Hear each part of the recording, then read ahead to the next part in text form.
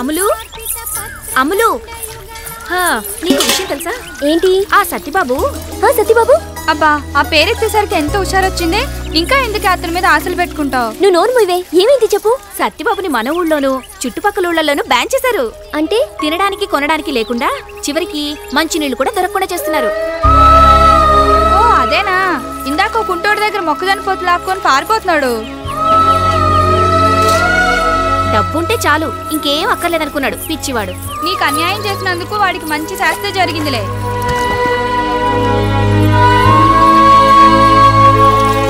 అదేంటి నువ్వేదో సంతోషిస్తావని చెప్తే బాధపడుతున్నావు? సత్యబాబు నాకు దక్కకపోయినా పర్లేదు, తను సుఖంగా ఉంటే చాలు. సత్యబాబు, సత్యబాబు. ఏంటో మిమిక్రీ హరికృష్ణ గారు, ఏంటి ఇలా వచ్చారు? ఎల్లుండి బుధవారం మా అమ్మాయి పెళ్ళి. మరి పెళ్ళి కావాల్సినటువంటి టెంట్ సామాను కానివ్వండి, వంట సామాను కానివ్వండి, మరి అదే మాదిరి లైటింగ్ టోటల్ గా మీరు సప్లై చేయవలసిందిగా కోరుతున్నాం. ఎల్లుండా? ఏం వేరే ఆర్డర్ ఏదైనా ఉందా? అబ్బే ఏం లేదండి, వర్కర్స్ కొంట్లో బాగాలేదు. వర్కర్స్ కొంట్లో బాగాలేదా? ఏమైంది? ముగ్గురికి చికెన్ గున్యా, నలుగురికి మటన్ గున్యా. అయ్యా, చికెన్ గునియా గురించి విన్నాం, డెంగ్యూ గురించి విన్నాం, ఈ మటన్ గున్యా ఏమిటని ప్రశ్నిస్తున్నా.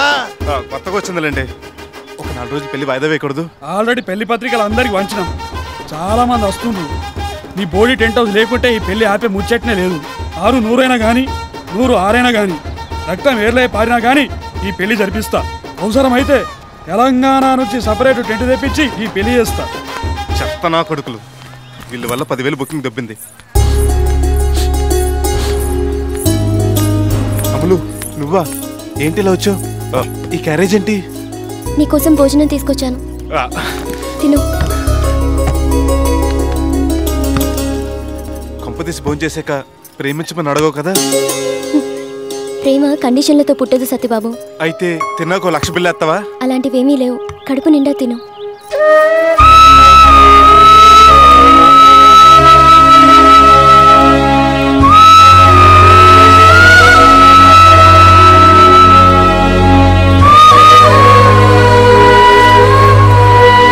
థ్యాంక్స్ అమ్ములు.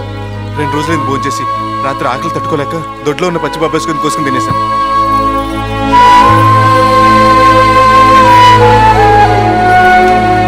అదుంచు, రాత్రి తింటా. రాత్రికి మళ్ళీ తెస్తాలే. మళ్ళీ థ్యాంక్స్ అమ్ములు.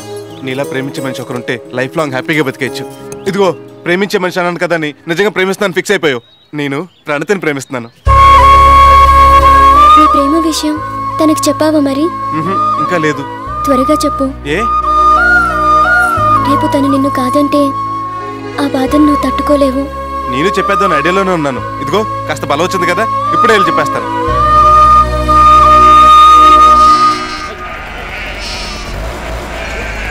Stop stop. ఏంటండి, పెట్రోల్ అయిపోయిందా? కాదండి, మీతో కొంచెం పర్సనల్ గా మాట్లాడదామని. అలా గడ్డిమేట దగ్గరికి వెళ్దామా? అయ్యో వద్దండి, రెడ్డిమేడ్ చోటికి పంప్ షెడ్ దగ్గరికి వెళ్తే పబ్లిక్ మిమ్మల్ని ఆ టైప్ అనుకుంటారు. అలా పక్కన మాట్లాడుకుందాం. ఏంటో చెప్పండి. ఐ లవ్ యూ అండి. ఎప్పటి నుంచి? ఆ రోజు రోడ్డు మీద మీకు ఇచ్చింది పెట్రోల్ కాదండి, డీజిలా? కాదు, నా మనసు. ఓ, లవ్ అట్ ఫస్ట్ నైట్ అండి. ఫస్ట్ నైట్ కాదు, ఫస్ట్ సైట్. అదే, ఆ రోజు నుంచి మీ మీద ప్రేమ చక్రవడ్డీలాగా రోజు రోజుకి పెరిగిపోతుంది. పెరిగి మిమ్మల్ని పెళ్లి చేసుకోమంటుంది. ఓకే.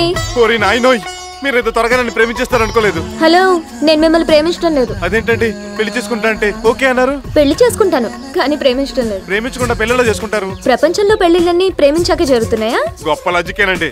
ఆయన పెళ్లికి ఒప్పుకున్నప్పుడు లవ్ తో పనే ఉంది, పెళ్లి ఎప్పుడు చేసుకుందాం. చాలా ఫాస్ట్ గా ఉన్నారు. ఆ విషయం మా నాన్నగారికి చెప్పి. ఇందులో ఆయన ఎంటర్ప్రెన్యూర్ ఎందుకు? కావాలంటే పని చేద్దాం. శుభలాక్ లేం చేయక ఫస్ట్ కార్డ్ ఆయనకి ఇచ్చి చెప్దాం.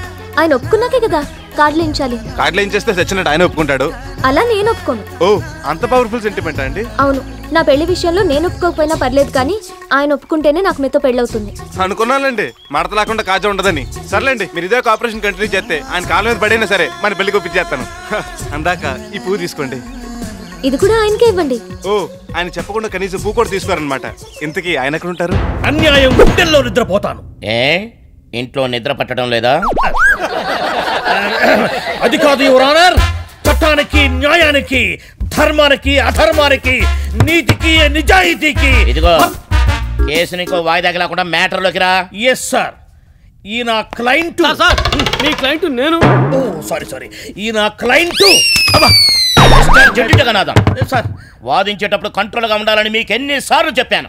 నిన్న అంతే మీ లాడ్ అంటూ చేయి విసిరావు. మీ చేతి వచ్చి ఊడొచ్చి బంట్రోతు మూతికి తగిలి 3 కుట్టబడ్డాయి పాపం. మొన్నటికి మొన్న ఇవి రానంటూ చూపుడు వెళ్తూ నా కళ్ళు పొడిచాడు. కళ్ళ చూడదు కాబట్టి లక్కీగా నా కన్ను పోలేదు. Sorry, very sorry. మగవాడికి పువ్వు ఎందుకయ్యా, లేడీస్ కమ్ముకో. నేను పూలు అమ్ముకునేవాడు కాదు సార్. ఓ, కోర్టులో దొంగ సాక్ష్యం చెప్పేవాడువా? ఇప్పుడు అవసరం లేదులే. కాదండి బాబు, నేను మీ ఫ్యాన్ని. ఓ, కోర్టులో కేసు భలే వాదించారు సార్. థ్యాంక్స్. వస్తా. సార్ పువ్వా తీసుకో. దీని గురించి కాదు సార్, మీతో ముఖ్యమైన విషయం మాట్లాడాలి. కేసు విషయం అయితే ఇంటికి వచ్చి మాట్లాడు. మీ అమ్మాయి కేసు.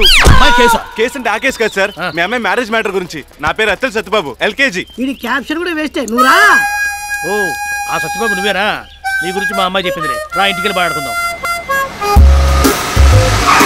సో మా అమ్మాయికి పెళ్లి అనే యావజ్జీవ శిక్ష విధించాలనుకుంటున్నాం అన్నమాట. మీకు నా కాలు కడిగి ఛాన్స్ కూడా ఇద్దాం డిసైడ్ అయిపోయాను. కాళ్ళు కడగాలను, మూతులు తుడవాలను తర్వాత డిసైడ్ చేద్దాం. కానీ నువ్వు వడ్డీ వ్యాపారం చేస్తావుగా? అవునండి, మెయిన్ బిజినెస్ అదే గానీ సైడ్ బిజినెస్ ఇంకా చాలా ఉన్నాయండి. సైడ్ బిజినెస్ అంటే సారాయి గంజాయి లాంటివే? అయ్యో కాదండి, టెంట్ హౌస్, రైస్ మిల్లు, చేపల చెరువు లాంటివి. ఏమైనా ఇంట్రెస్ట్ ఇచ్చే వాళ్ళంటే నాకు పెద్ద ఇంట్రెస్ట్ లేదయ్యా. భలే వారు సార్, వరల్డ్ బ్యాంక్ తో సహా మన బ్యాంకులన్నీ చేస్తుంది వడ్డీ వ్యాపారమే కదా. అంతెందుకు సీఎం గారు కూడా పావుల వడ్డీకే రుణాలు ఇస్తారంటున్నారు కానీ ఫ్రీగా ఇస్తానట్లేదు కదా. ఆయన వడ్డీ పావలా అయితే నీది 10-25 ఇప్పుడు ప్రపంచంలో ఇడ్లీలు ఎవరు చేసినా మినపప్పు రవే కదండి వాడేది. అదే ఇడ్లీ మా మంగటార్ హోటల్లో 3 రూపాయలు, సెంటర్ లో 5 రూపాయలు, 3 స్టార్ హోటల్లో 25, 5 స్టార్ హోటల్లో 50 రూపాయలు ఉంటుంది. ఐటమ్ ఒకటైనా రేట్లు మారుతున్నాయి కదండి. అలాగే మా వడ్డీ వ్యాపారంలో కూడా. అంటే ఈ వడ్డీ వ్యాపారంలో నువ్వు 5 స్టార్ హోటల్ లాంటి వాడు అనమాట. కరెక్ట్ గా క్యాచ్ చేశారు. నీ వాదన నాకు నచ్చింది. జడ్జిమెంట్ చెప్తున్నాను, నువ్వే నా అల్లుడివి. థ్యాంక్స్ మామయ్య. మరి ముహూర్తం ఎప్పుడు పెట్టుకుందాం? మిగతా విషయాలు మాట్లాడుకున్నాక. మనలో మనకు ఫార్మాలిటీస్ అండి అంకుల్. పెళ్ళన్నాక కట్నం ఉండాలిగా. పైసా అక్కర్లేదు. పైసాలు రూపాయలు ఎవరికి కావాలయ్యా? లక్షల సంగతి. లక్షణమైన మీ అమ్మాయిని ఇస్తే లక్షలు నాకెందుకు? నీకెవడిస్తాడు? మా అమ్మాయికి ఎంత ఇస్తామని అడుగుతున్నాను. అమ్మాయికి మీరు కదా కట్నం ఇవ్వాలి, నన్ను అడుగుతారేంటి? జోకు. తనని ప్రేమించేది నువ్వు, పెళ్లి చేసుకోవాలనుకుంటున్నది నువ్వు కాబట్టి జోక్ కాదు. ఇదే రివర్స్ ఫిట్టింగ్ అండి. అందరు కట్నాలు ఇచ్చి పెళ్లి చేస్తారు, మీరు కన్యాశుల్కం అడుగుతున్నారేంటి? అవును, నీ సంపాదన ఎంత? నెలకి 50-60 వేలు ఉంటుంది. అబ్బో, అంతుంటుంది. మా పాపకి ఏదో 1,00,000-1,50,000 ఉంటుందిలే. అవును, నువ్వేం చదువుకున్నావు? LKG. ఆహా, అంత చదువుకున్నావా? మా పాప ఏదో MS పాస్ అయ్యిందిలే. అంటే నాకన్నా ఒక అక్షరం తక్కువ అనమాట. నీ నాలెడ్జి అది. సరే, నీ ఆస్తి మొత్తం ఎంత ఉంటుంది? ఎంత లేదన్నా 4-5 కోట్ల పైన ఉంటుంది. అబ్బా, అంత ఉంటుంది. మా బంగారు కొడుకు ఏదో 10-12 కోట్లు ఉంటుందిలే. అచేత ఏ విధంగా ఇచ్చావు కదా, వెళ్ళిపో. 1వ తరగతి జీతం అడుగుతావుగా. ఎట్లా చూసుకున్నా కూడా నా కూతురు నీకంటే బెటర్ పొజిషన్లో ఉంది కాబట్టి కట్నం ఇవ్వడం కరెక్ట్ కాదు, కన్యాశుల్కమే కరెక్ట్.